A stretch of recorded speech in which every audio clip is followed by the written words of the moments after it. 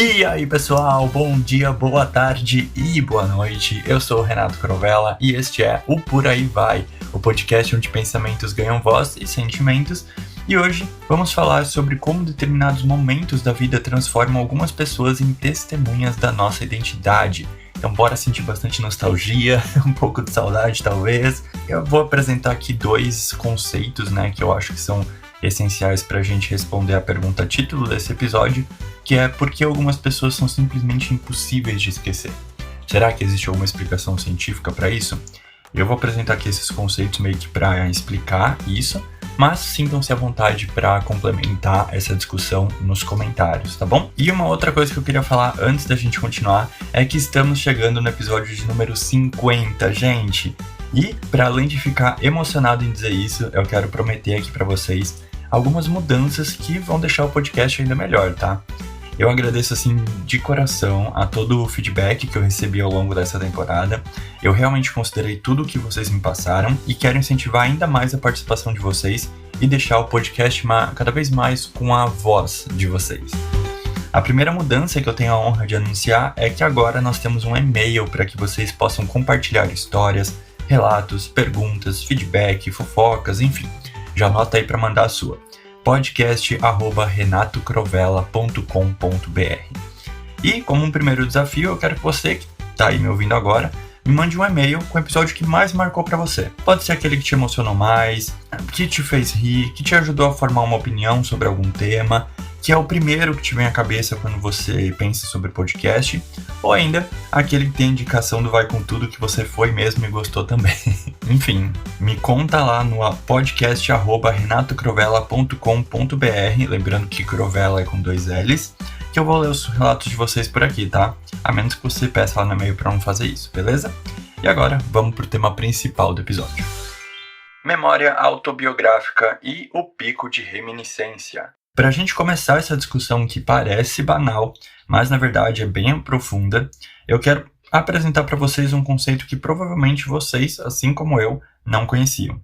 Embora, provavelmente, vocês vão se identificar com ele, e eu sei disso porque boa parte do meu público aqui do podcast tem mais de 30 anos, então esse conceito tem tudo a ver com a gente. Só que para entender esse conceito do pico de reminiscência, a gente precisa entender o que é a memória autobiográfica. Segura aí. Segundo a professora Rosângela Fattori, no fórum doctoralia.com.br, abre aspas, a memória autobiográfica é a capacidade de lembrar eventos e experiências pessoais ao longo da vida, incluindo detalhes de tempo, lugar, contexto e emoções associadas. Diferentemente da memória semântica, que guarda fatos e conhecimentos gerais, ou da memória de trabalho, que mantém informações temporárias para tarefas imediatas, a memória autobiográfica está ligada à identidade pessoal e à narrativa da própria vida, permitindo reviver experiências passadas de forma vívida e significativa. Fecha aspas e guarda essa informação, galera. Ou seja, em outras palavras, a memória autobiográfica é a memória da narrativa da nossa vida. E, ao examinar a distribuição de memórias autobiográficas, que eu vou chamar aqui às vezes de MAs, ao longo da vida, 3 fenômenos são revelados. O primeiro é a amnésia infantil, ou seja, aquela recordação bem limitada da idade muito precoce, então a gente não lembra muita coisa da infância justamente por conta desse fenômeno.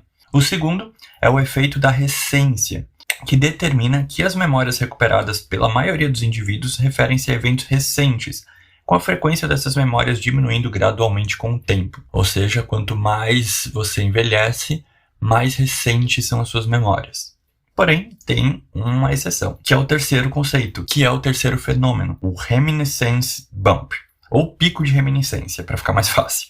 Também conhecido simplesmente como bump. Ele caracteriza-se por uma maior recordação de memórias do período entre aproximadamente 10 e 30 anos de idade por pessoas com mais de 30 anos, sendo considerado uma das descobertas mais robustas na pesquisa sobre memória autobiográfica. Visto que o reminiscence bump apresenta um desvio em relação à curva padrão do esquecimento e às funções de esquecimento, ele é reconhecido como um fenômeno peculiar e uma característica definidora das MAs. Simplificando isso tudo, nós, as pessoas, tendem a lembrar muito mais dos acontecimentos vividos aproximadamente entre os 15 e os 30 anos do que de outros períodos da nossa vida. Não porque essa fase seja assim objetivamente melhor, mas porque nela acontecem muitas das primeiras vezes. O primeiro beijo, o primeiro emprego, a faculdade, o primeiro grande amor, a primeira viagem sozinho, a primeira grande conquista material de carreira, o primeiro sonho que a gente realiza.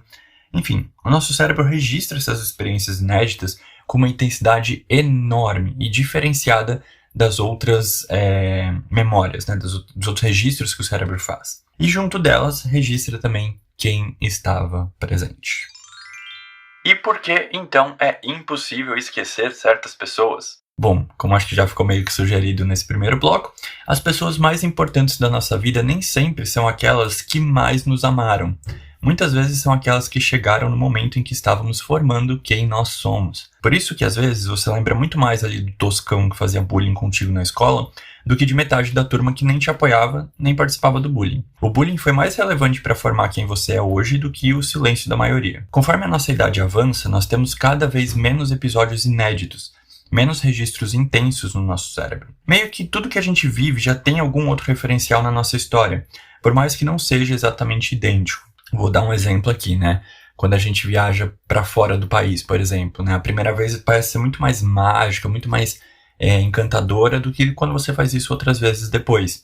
Justamente porque a referência já foi a sua primeira vez, né? Então, por mais que as outras viagens até talvez sejam mais incríveis, porque talvez você tenha mais experiência, né? Você tenha mais desenvoltura, a primeira provavelmente foi a que marcou mais. Óbvio que a gente não tá falando de uma regra, né, gente? E toda regra tem sua exceção, mas seria o geral aqui pra gente, tá? De como nosso cérebro funciona. Na infância, tudo é novidade. Na adolescência, tudo é intenso. Na faculdade, tudo é tão adulto, né?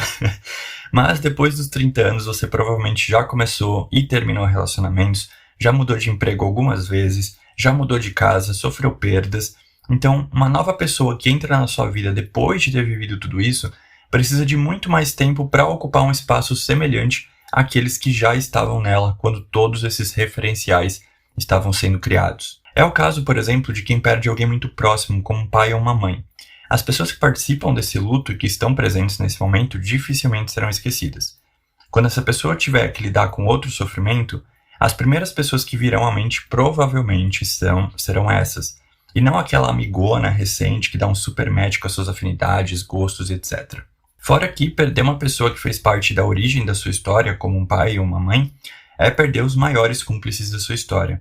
Nenhuma outra pessoa vai ter as mesmas memórias de você do que quem te acompanhou desde o nascimento. Nem mesmo você, né? Como a gente viu ali no começo do episódio, que tem essa questão da amnésia infantil. Talvez a gente passe a vida tentando reencontrar pessoas, quando no fundo o que nós procuramos são versões antigas de nós mesmos. E isso explica por que algumas saudades nunca desaparecem, gente. Ou porque queremos tanto reencontrar alguém, e quando esse reencontro acontece, não tem aquela magia que você esperava. A pessoa que você procura é uma versão já morta de alguém que pode estar bem aí na sua frente. Só que numa versão completamente diferente. Com experiências de vida completamente diferentes da que você tomou, né, a partir do momento em que vocês não se viram mais. Não se trata da saudade de alguém específico, mas de uma época que morreu, ainda que continue vívida dentro da nossa memória e ancorada na figura de uma ou mais pessoas. Você concorda, gente, com essa reflexão?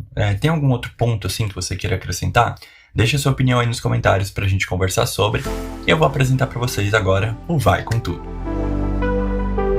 Vai com tudo ouvir Imagine Dragons.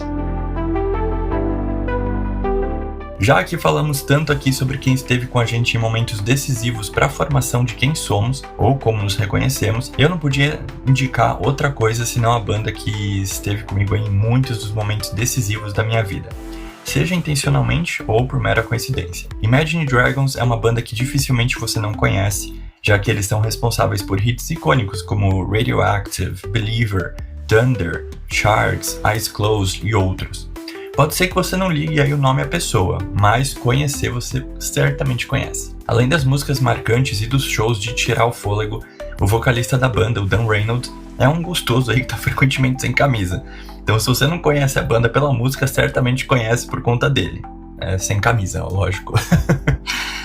Não me coloca aí na posição indelicada de ter que indicar uma música, tá, deles pra você poder ouvir aí pela primeira vez a banda, porque isso seria muita sacanagem, tá? Eu gosto de muitas, eu tenho uma lista infinita aqui de músicas pra indicar pra vocês, Então eu vou pedir para que você que conhece a banda, deixa aí nos comentários qual que você mais gosta ou qual que você conhece deles, tá? E aí vocês vão poder ver nos comentários qual música que a galera geralmente conhece, qual que eles recomendam, tá? Esse é o primeiro, vai com tudo que a indicação tem uma participação mais de vocês do que minha.